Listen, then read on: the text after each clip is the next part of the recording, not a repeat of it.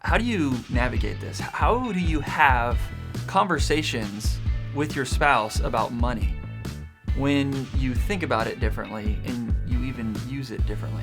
All right, so there was a day that my wife came home from shopping. She came home with more stuff than I thought she should have come home with. She spent too much money. She bought things that she shouldn't have bought, in my opinion. In this particular situation, she had purchased a whole bunch of pajamas for our kids. She thought they were really cute and it was really fun, and she had a big smile on her face and it gave her joy, which was great.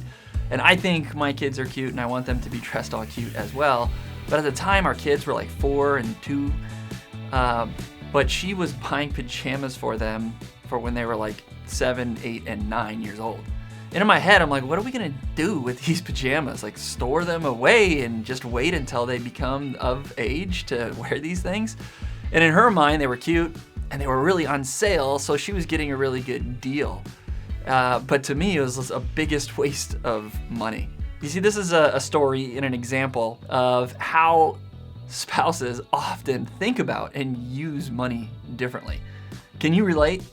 My guess is you have a similar story. Maybe it's not about something as trivial as pajamas, but maybe the way that you think about and use money in a bigger picture way is causing frustration and even concern with your marriage. This might lead you to wonder, how do you navigate this? How do you have conversations with your spouse about money when you think about it differently and you even use it differently? You see, I think it's actually good that people interact with money differently and are in a relationship. There's benefits to both people and to the overall mission of what you're trying to do with money. And when it comes to speaking with your spouse about money, that's step one. You've got to be on the same page. You need to know your why. Because if one person thinks about money one way and the other person thinks about money another way, if you both have the same goal, the same why, it makes the conversation about money a whole lot easier. So here's the question: do you have a mission, a common purpose for why you're even trying to manage or use money? What's the whole point of you trying to manage money wisely or save for the future or invest for retirement? Why are you doing it?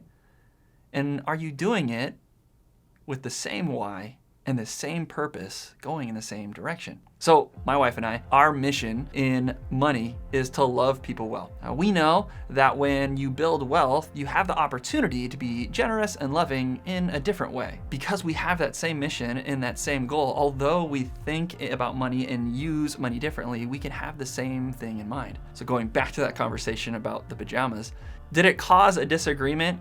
Yeah, maybe, but it lasted just a fleeting moment. You see, we can laugh about it now because we both know that we're on the same page and we're headed in the same direction.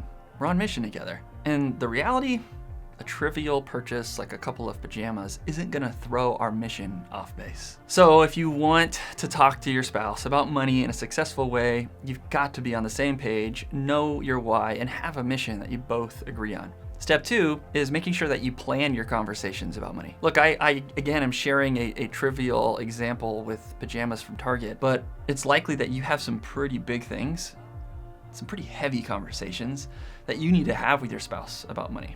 And you need to plan for them. One of the worst things that you can do in these conversations is to ambush somebody. Nobody likes that. But if you say ahead of time, hey, I would love to have a money talk with you around this time, on this day, or later this evening, or sometime this weekend, and here are some general bullet points of what I'd like to say in the conversation. This allows both you and your spouse to prepare mentally. Because here's what happens with a surprise or an ambush. It might feel like an attack. And that's not what you're doing. When you're talking with your spouse about money, you're not trying to attack them at all. You want to converse. You want to be able to point to the why, so that you can continue moving in the same direction and being on the same page. But even if you are on the same page, even if you have planned the conversation, it really doesn't mean anything unless you're going into the conversation with the right attitude. So step 3 is be humble. In these conversations about money with your spouse, you must exhibit humility. And What humility looks like in these conversations starts with listening first, and then ask questions and continue to listen more. And then ask more questions and keep listening. Gather information. Let your spouse know they are heard, they have a voice, and you're listening before you come with any of the points you've planned on bringing into the conversation. Another example of being humble in these conversations goes beyond listening, but genuinely putting yourself in their shoes. Maybe they say something that you don't necessarily understand or agree with. Do your best to try and think like they did. Give them the benefit of the doubt. Not that they're trying to sabotage anything or hurt the finances. Again, you're on the same mission. But think about what they were going through as they were doing that thing with money. Again, with the pajamas. My wife, she thought about the joy they might have wearing these pajamas, the joy she would have or I would have running around the house in the evenings with these footy pajamas on. But then also she thought, oh, they're on sale and I could be saving money. There was nothing in that decision, even though I didn't agree with it, that was malicious or ill-willed. And if I wasn't humble going into the conversation and didn't act in humility as she was communicating, it probably wouldn't go well.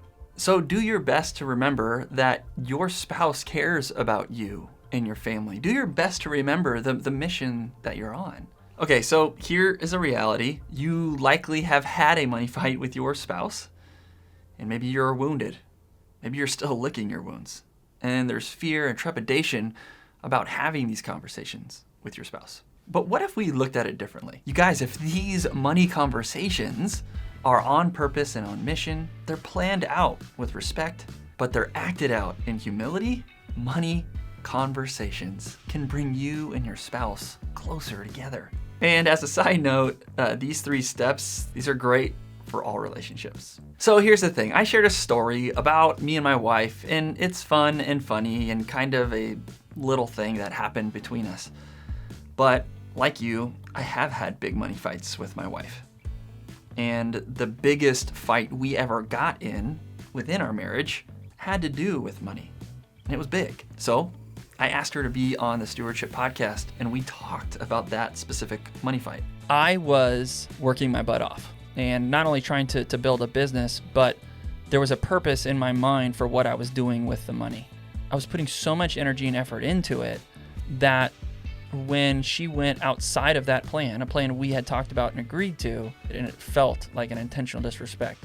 And so really it wasn't even about like the money. Right, it wasn't about the dollar amount. Yeah, that caused that issue. And for her, I'm sure she had a completely different perspective on it. I was like, I didn't communicate to you about this one thing and I spent some money, but who cares? We have it in savings. Like, why are you freaking out about this? Like, what's the big deal? Like, it's not like we're financially in trouble. You didn't set out to hurt him. Exactly. Yeah. What's the big deal? You know? So it was conversations to where I understood, oh, he feels disrespected. That's I didn't even know I felt disrespected either. Like it took those conversations for that to kind of come out. Like, okay, why am I so upset? What's really going on here? Make sure that you subscribe to the Stewardship podcast wherever you listen to podcasts so you can check out and listen to the entirety of that conversation. I understand. Talking to your spouse about money can be hard, but with some simple steps, you can have success in these finance conversations. I hope that the next money fight or the next money conversation that you have with your spouse is something that brings you closer together and makes your relationship thrive.